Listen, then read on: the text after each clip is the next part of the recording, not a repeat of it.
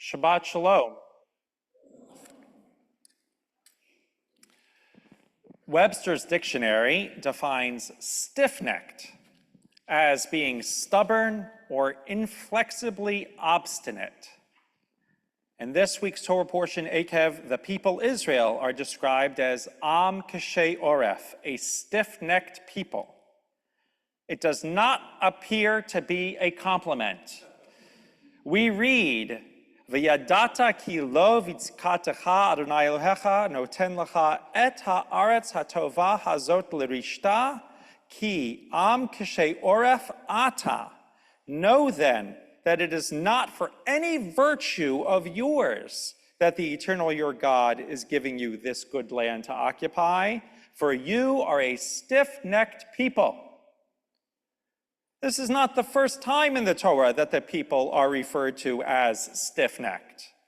Back in Exodus, God complained to Moses, I see that this is a stiff-necked people. Now let me be that my anger may blaze forth against them. Later, Moses agreed. If I have found favor in your eyes, my Lord, may my Lord go among us, because they are a stiff-necked people, and forgive our wickedness and our sin, and take us as your inheritance. The rabbis clarify what they each think it means to be stubborn or stiff-necked. Avraham ibn Ezra of 12th century Spain interprets, stiff-necked means they refuse to do as God commanded. They run like people who run along their way and do not turn their head back to the one who is calling them. Ovadius Avarbanel of 15th century Portugal claims stiff-necked people cannot look behind and see how their actions have led them to where they find themselves. And Ovadius Forno of 16th century Italy says, a stiff-necked person will not accept criticism and change. Yikes. But like all character traits, what is negative in one context can become positive in another. The Malbim in 19th century Romania explains, Israel is stiff-necked. They were hard to win over to the eternal, but once they are with God, they will stay stubbornly.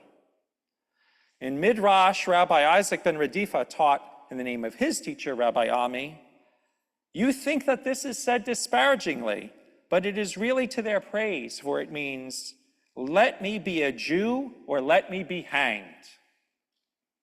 There are many stories of Jewish people being stubborn in their faith.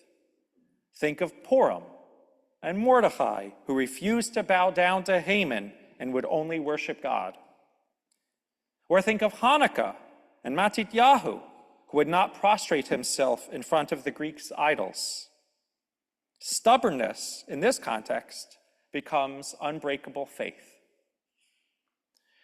In this spirit, Rabbi Jonathan Sachs relates the words of a Rabbi Yitzhak Nessenbaum. And Rabbi Yitzhak Nessenbaum, his words are much more powerful when you realize who he was and where he was. He lived and died in the Warsaw Ghetto. And Rabbi Nessenbaum taught that this is what Moses actually meant in the book of Exodus. After the incident of the golden calf, Moses admitted that the Jewish people were indeed stiff-necked, but explained, Almighty God, look upon this people with favor, because what is now their greatest vice will one day be their most heroic virtue. They are indeed an obstinate people, but just as now they are stiff-necked in their disobedience, so one day they will be equally stiff-necked in their loyalty. Nations will call them to assimilate, but they will refuse. Mightier religions will urge them to convert, but they will resist. They will suffer humiliation, persecution, and even torture and death because of the name they bear and the faith they profess.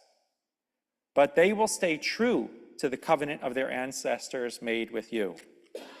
They will go to their death saying, Ani ma'amin, I believe. This is a people awesome in its obstinacy. And though now it is their failing, there will be times far into the future when it will be their noblest strength. Reflecting on this teaching, we can ask ourselves some questions. Is it good or bad to be a stubborn child? To be a stubborn adult? To have a culture as a Jewish community that is famously argumentative, interrupts each other, is hard to convince, and is stubborn?